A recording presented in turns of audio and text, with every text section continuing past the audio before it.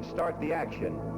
And our look in on this ancient seagoing city is going to concern one fish, a very special fish, the blue marlin. Morehead City, North Carolina, one of the oldest ocean ports on the Atlantic coast, boasts that more blue marlin are caught per boat trip here than anywhere in the world. It's a unique tournament, unique in that it caters to the novice as well as the experienced big game fisherman. There is no entry fee, but where the competition is so keen that the boat captains and mates think of little else all year. They've got a name for it, Marlin on the Mind, and for one whole week, it's a fever that grips Morehead City.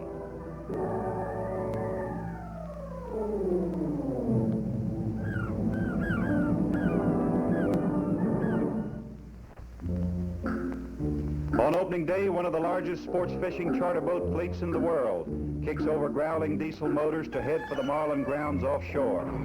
And these marlin grounds on the edge of the Gulf Stream contain a concentration of blue marlin that has attracted many of the world's big game fishermen.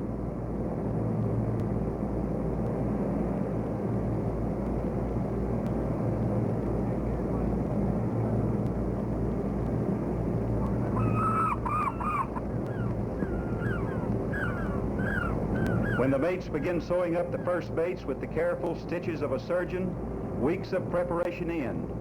Reels have been oiled, wiped, and oiled again.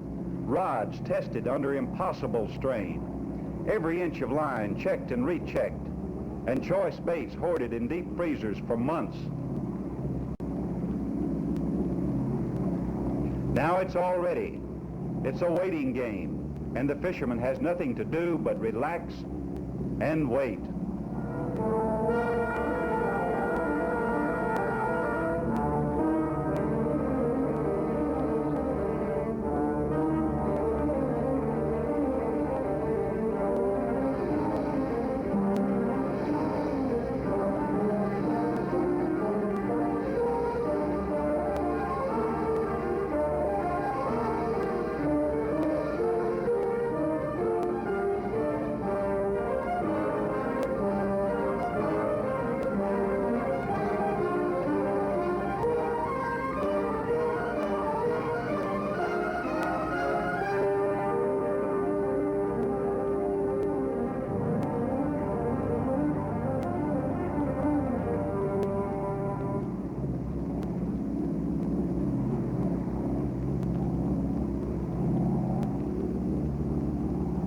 Here he comes! It's a strike! Let him run!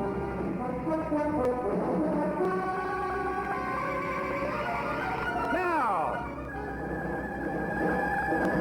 He's on, and look at him go!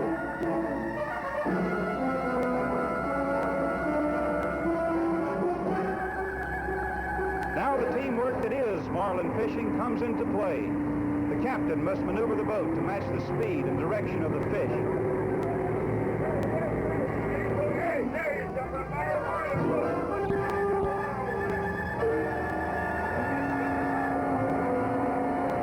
And the mate retrieves the port side line and goes for the fighting harness.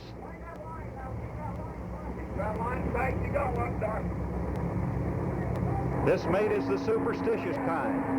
He refuses to fit his fisherman with the harness until a fish is on. And then, and only then, will he strap his man down for the big battle ahead.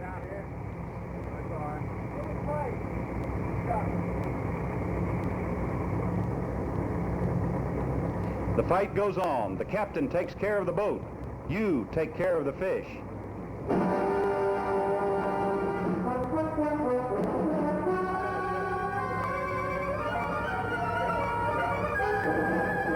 Sure, it's work. You just don't grind in an angry giant marlin. If the marlin wants line, and he always does, you've got no choice. Give it to him.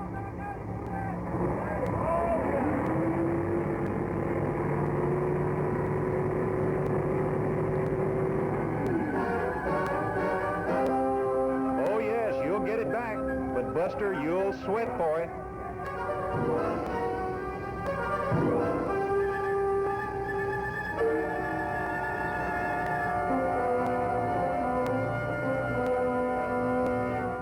20, 30, 40 minutes, an hour, and the fisherman gets his first close-up view of the fish he's been fighting.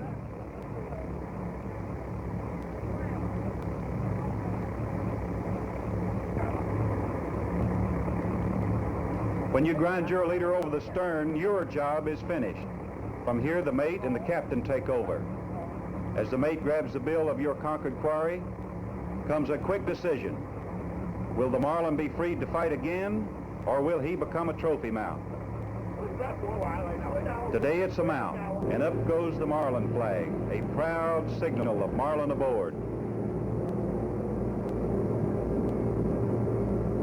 Just a mile or so away, another boat and another fisherman are locked in muscle-straining combat. And again, it's a matter of close cooperation between the angler and the captain. Keep that line tight, orders the captain. And when you do, the most spectacular sight of all saltwater fishing occurs. What tremendous power it takes to catapult 400 pounds out of the water. And if you forget to breathe, don't worry. That's normal.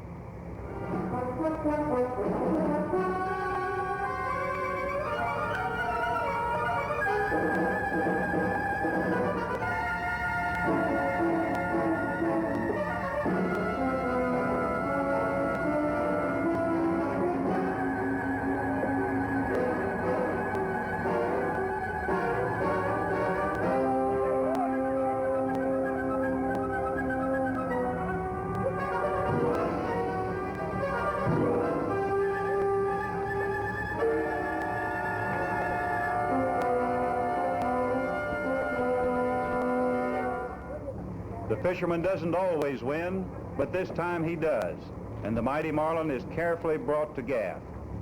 He's lassoed around the tail, and it usually takes all hands on the block and tackle to bring him aboard. Meanwhile, the two-way radio, crackling with accounts of other Marlin fights all around us, brings word of an amazing man versus Marlin skirmish going on just a couple of miles away.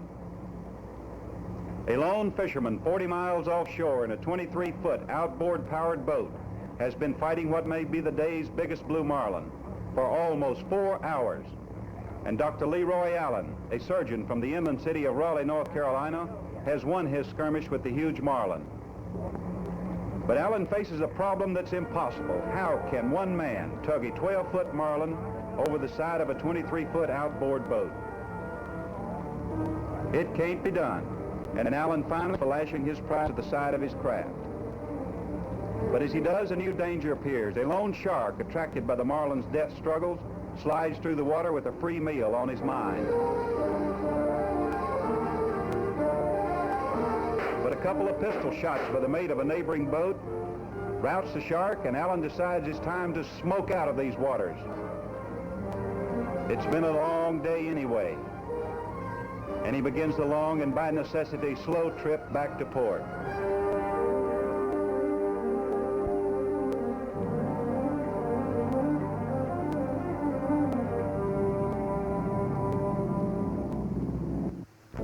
Night has fallen when Dr. Allen finally reaches port, and the whole town turns out to greet him, and eager hands provide the tired fisherman all the help he needs to hoist his husky trophy from the water.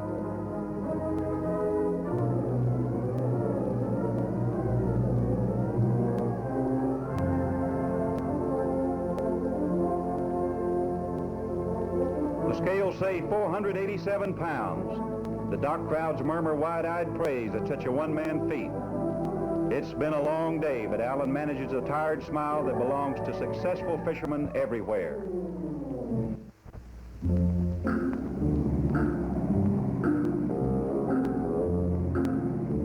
And another day dawns, and it's back to the edge of the Gulf Stream for more of this phenomena called Marlin on the Mind. Going out, the sailor's age-old good luck charm, a school of porpoises, joins our boat. The playful porpoise is one of the fastest and friendliest animals of the sea, and his antics add to the joys of any day's fishing.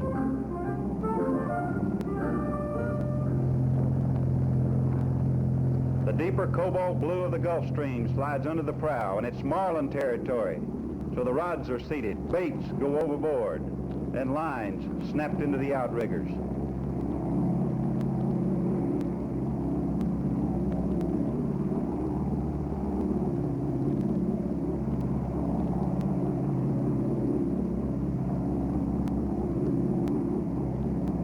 The outrigger releases the line when a marlin stuns the bait with a slash of his mighty bill and allows the bait to lie motionless until the marlin circles and gulps it down.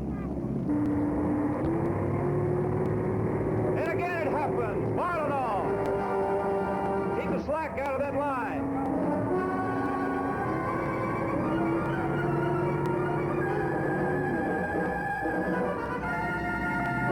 The marlin takes an airborne look at his opponents and then tries different tactics.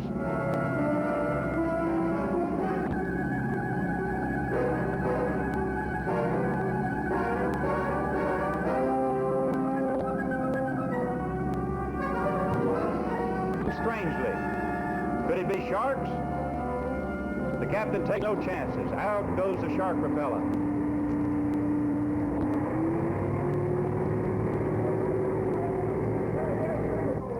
Down he goes, stripping off line in huge chunks. And this means a long struggle for the fisherman. Reclaiming line comes hard when a marlin decides to head for the bottom.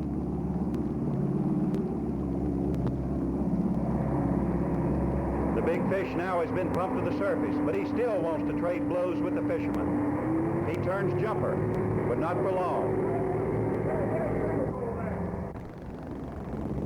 And the gaff finally finds its mark.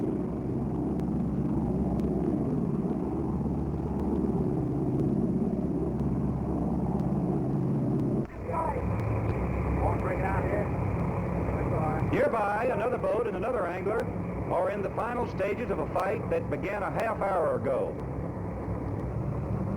This marlin is still full of cussedness, and he's allowed to thrash out his energy astern before the mate brings out the gaff. You don't bring a blue marlin aboard while he's still green or full of fight. It has been done, and that's why it's known that one swipe of the marlin's powerful tail will uproot fighting chairs and bowl anglers and crew members into the sea like so many tin pins.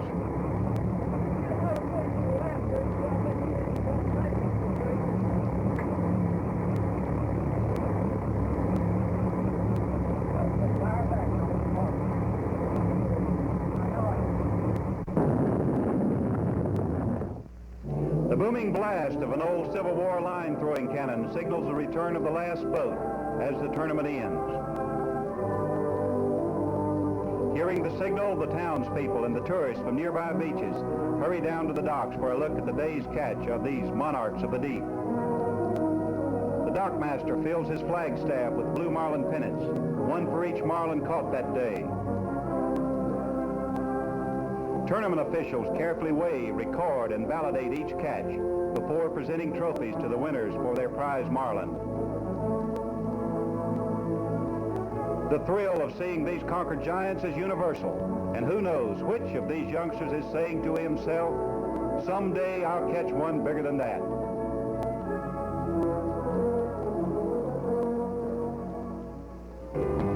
Now it's time for celebration, an old-fashioned mullet roast, a delicious tradition in Morehead City. And one young captain proves there's always energy left by joining a tourist in what may be called an American tribal dance.